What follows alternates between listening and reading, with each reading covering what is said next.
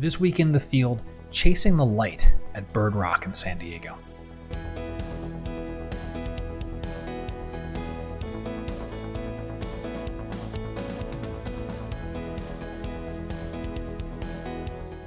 Hi everybody, I'm Scott Davenport and welcome to In the Field.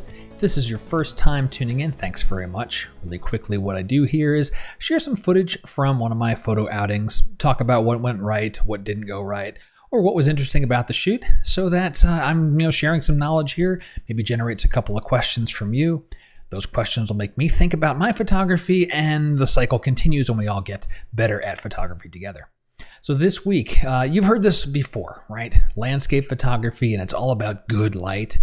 I had an experience at Bird Rock in San Diego where I had an idea for a shot when I went out there, and the light just kept changing, and I decided to shoot something different than a direct on sunset, which is what I was really going after.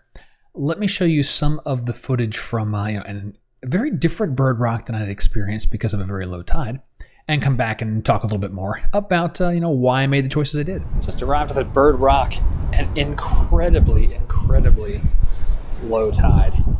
And I'm gonna have to get out pretty far to get some of the ocean in here.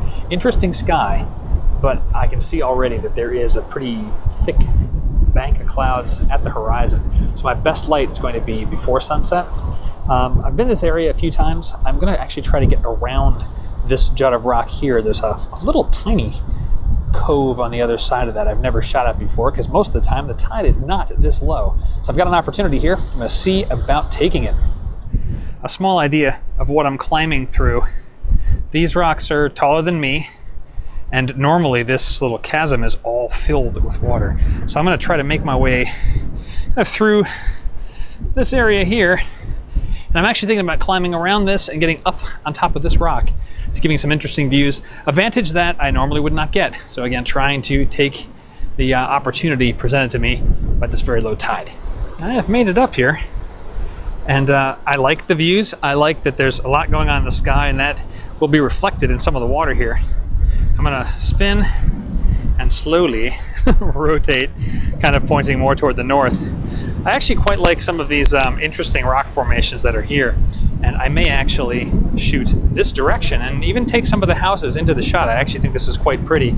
As much as I normally don't like buildings in my photos, this one really does, it just adds some balance to the scene, some sense of scale. So I think I'm gonna perch up on this side here, frame up, and see about getting a few test shots when the sun peeks through the clouds. Then as I get closer to sunset, come back around and get more of what should be a pretty interesting sky. I've settled in for my evening composition. The camera here, I'm set up f/16, shooting really wide, 16 millimeters. So I'm getting everything from this little foreground rock here all the way up to a good quarter of the sky. I'm biasing the shot to have a little more of the foreground in the shot than the sky itself. Well, the sky is nice. I'm just finding that the reflections here and these shapes that are being created by the surf and these mid-ground rocks where there's some nice flows that happen over them, those are occupying a lot of the frame. So I'm going to just leave it that way and work with that. And now it's just a matter of waiting for sun to get closer to the horizon and give me a little more of the softer light that will be needed to make this photo sing. I've switched up compositions yet again, really chasing the light. Sun is to camera left, and I'm using this wonderful triangle shape in the foreground and getting the entire sweep, the curve of the land, all the way out to the land's point, and some of these nice clouds here. So everything's really coming together nicely, composition-wise. I don't know if this is going to come out on this video because of the glare, but that is one of the test shots, and they're just coming out really nicely. And this is only thing I got on the front of the camera here is a 4-stop filter, so I can get about a half-second drag to slow the water down just a little bit. But color and everything else, that is purely nature doing its thing. So a couple of things that were unique about this shoot is one was the extreme low tide. Now, this was good and bad. The bad side is, as you saw in that first piece of footage, a lot of the seagrass and it's kind of just messy. It's from a compositional standpoint, there's just a lot of things going on in the foreground, and that posed some challenges. But the opposite side of it was the low tide let me get places I couldn't get otherwise. So you saw where I was kind of climbing in between some of these rocks, and if I were to stand at the sea level, get my feet into the water, I'm going to guess the rock was probably 10 to 12 feet tall in the section that I was climbing up.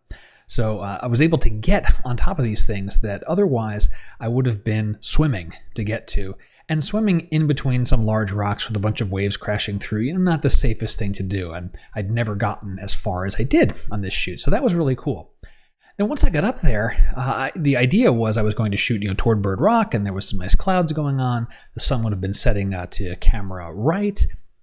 But as the sun sunk lower and lower on the horizon, the scene behind me, which is where that sweep of the beach was and the rocks in the foreground, was just lighting up so beautifully. I could not pass that up in the hopes that, okay, there'll be a sunset and it'll be great. This was something I wouldn't be able to get otherwise. I'd already gotten to a pretty unique location, and on top of that, I was having some great light.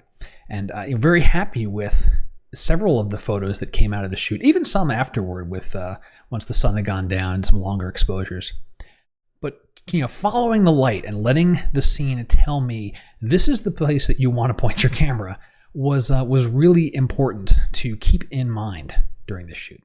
That's really the tip of the week, is follow the light. Let the scene kind of tell you this is what's going to be the most interesting or the most well lit, the most nicely lit part of the scene.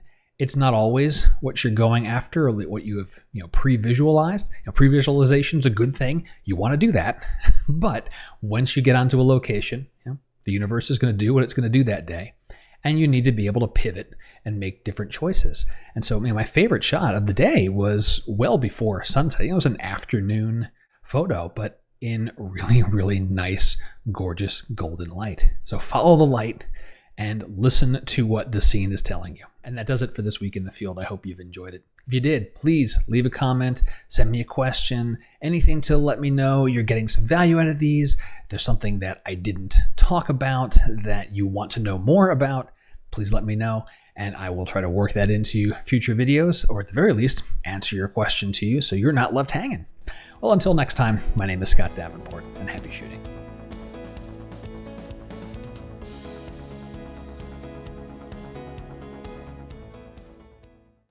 And that is it for this week in post. I hope you have enjoyed it. In post, this is in the field. I'm thinking about in post. I got to do that one too.